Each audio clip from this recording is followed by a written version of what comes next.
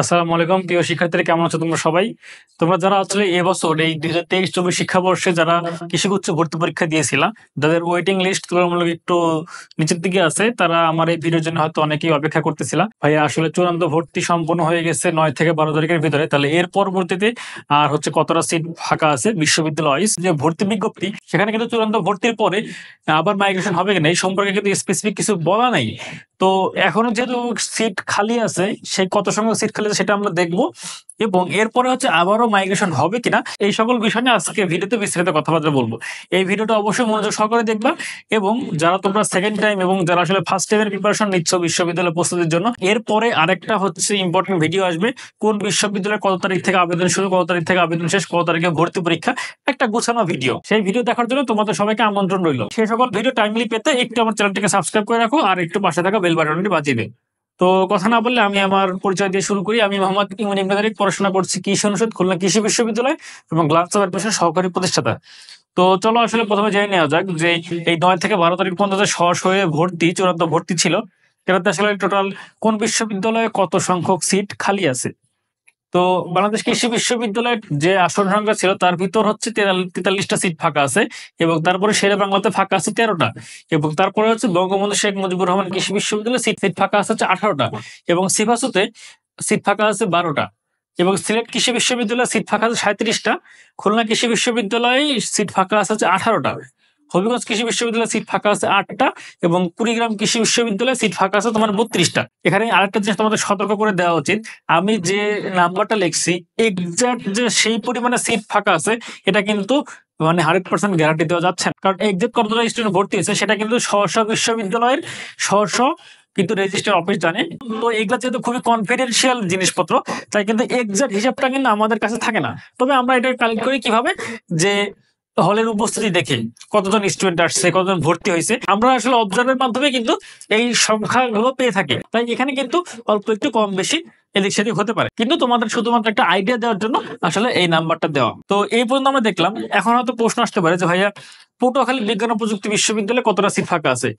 আসলে ভাইয়া এই পটুয়াখালীতে কতটা সিট ফাঁকা আছে এই সম্পর্কে আসলে কোনো তথ্য নাই, তাই যেটা তথ্য আমার কাছে নাই সেখানে আন্দাজে একটা নাম্বার বসা দেওয়ার তো কোনো কাহিনী নাই। তো এখানে আমি আন্দাজে বসাই দিলাম 50টা সিট ফাঁকা আছে, কিন্তু সেখানে সিট ফাঁকা আছে ধর 5টা, তাহলে এটা কথার গরমিল হয়ে গেল না? তো পটুয়াখালী বাদ দিয়ে বাদ বাকি যে বিশ্ববিদ্যালয়গুলোর আমরা ডাটা পাইছি সেই সকল মিলে টোটাল সিট ফাঁকা আছে 181টা।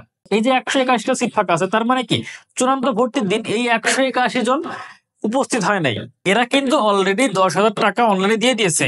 181টা যেহেতু সিট ফাঁকা আছে, মাইগ্রেশন আবার হবে কিনা একটা কথা মাথায় রাখা দরকার। পাবলিক বিশ্ববিদ্যালয়ে কখনোই তোমার আসলে সিট ফাঁকা থাকবে না। পাবলিক বিশ্ববিদ্যালয়ে সিট তোমার ফিল আপ করার অবশ্যই চেষ্টা করবে। এখন ভর্তি কার্যক্রম সম্পন্ন হয়ে যাওয়ার পরে কেউ যদি ভর্তি বাতিল করে চলে যায়, সেটা কিন্তু এটার এখতিয়ারের ভিতর না, কিন্তু ভর্তি পরীক্ষা ভর্তি কার্যক্রম যতদিন পর্যন্ত চলবে ততদিন পর্যন্ত তোমার যদি সিট ফাঁকা থাকে সেই সিটটা অবশ্যই ওয়েটিং লিস্ট থেকে নিয়ে এসে অবশ্যই ফিল আপ করানো হবে।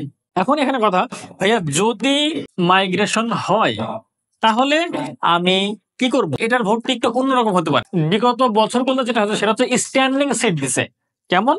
সেটা হচ্ছে যে ঢাকা যেহেতু আমাদের বাংলাদেশের একদম মধ্যে, ধরতে পারে যে শেরেবাংলা এগ্রিকালচারাল ইউনিভার্সিটিকেই তোমার একদম মেইন সেন্টার হিসেবে ধরলো, স্ট্যান্ডিং ভর্তির সেন্টার হিসেবে। এখন একটা কাজ হতে পারে যে তোমাদের হয়তো অনলাইনে নোটিশের মাধ্যমে জানিয়ে দিল কারা কারা ভর্তি হতে ইচ্ছুক তারা অনলাইনে একটা সাবমিশন দাও, এরকম একটা হতে পারে। এটা কিন্তু সম্পূর্ণ আমার নিজের ব্যক্তিগত থট। তখন তুমি তোমার সাবমিশন দিলে হ্যাঁ আমি ভর্তি হতে আগ্রহী, একদিন একটা ফিক্সড টাইম দেওয়া হলো, সেন্টার দেওয়া হলো, ধরলাম শেরে বাংলা কৃষি বিশ্ববিদ্যালয় সেন্টার দেওয়া হয়েছে। এই যে 181টা সিট ফাঁকা আছে, তোমার মেরিট লিস্ট অনুসারে এই শেরে বাংলা এগ্রিকালচারাল ইউনিভার্সিটিতে তোমাকে একে একে ডাকবে। তোমার এই যে যে বিশ্ববিদ্যালয় যে সিট ফাঁকা আছে তোমাকে মেরিট লিস্ট অনুযায়ী সেই বিশ্ববিদ্যালয় তোমাকে ডিস্ট্রিবিউশন করা হবে। এখানে উল্লেখ্য যে যদি স্ট্যান্ডিং সিস্টেম করে তাহলে কিন্তু শেরে বাংলাতে এই যে বাকি যে বিশ্ববিদ্যালয় আছে এই বিশ্ববিদ্যালয়ের প্রতিনিধি কিন্তু এখানে এক একটা টেবিলে কিন্তু থাকবে। ফার্স্টে তুমি যখন লাইনে দাঁড়াবা, লাইনে দাঁড়ানোর পরে তোমাকে বললো যে ঠিক আছে তুমি হচ্ছে বাকৃবির টেবিলে চলে যাও, তখন তুমি বাকৃবির টেবিলে যে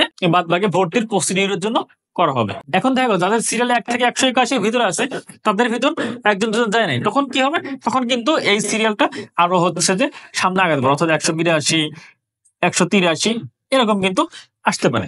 এটা হচ্ছে স্ট্যান্ডিং, অর্থাৎ যদি স্ট্যান্ডিং ভর্তি সিস্টেম করে ওই দিনই মনে রাখবা কোনো সিট আর ফাঁকা থাকবে না। তাই এই সকল বিষয়ে যাদের কোনো কনফিউশন ছিল সেই সকল কনফিউশন একটু দূর করার চেষ্টা করলাম। এটার পরে কিন্তু একটা ভিডিও আসবে, আমি কিন্তু বললাম কোন বিশ্ববিদ্যালয়ে কবে থেকে আবেদন শুরু বা কবে কোন বিশ্ববিদ্যালয়ে আবেদন শেষ, ভর্তি পরীক্ষা কবে, এই সকল বিষয় নিয়ে জাস্ট তোমাদের রিমাইন্ড করার জন্য একটা ভিডিও আসবে। তো সেই ভিডিওটা অনেক বেশি ইনফরমেটিভ হতে যাচ্ছে, সেইটা দেখার জন্য আমার চ্যানেলটাকে সাবস্ক্রাইব করে রাখো এবং এই সকল ভিডিওগুলো একটু বন্ধুদের মধ্যে শেয়ার করে দিও।